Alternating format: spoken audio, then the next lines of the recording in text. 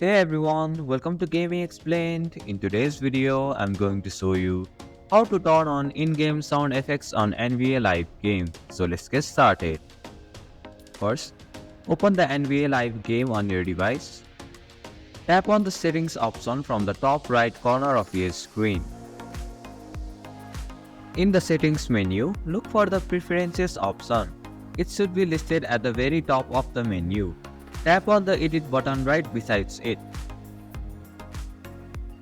Scroll down and find the in-game SFX option in the audio section.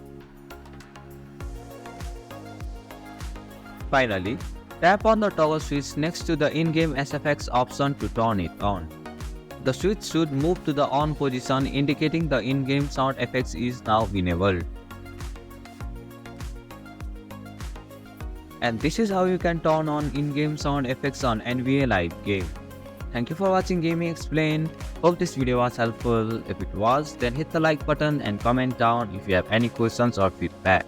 Also, if you are new to our channel, please subscribe and hit the bell icon so that you don't miss our upcoming videos.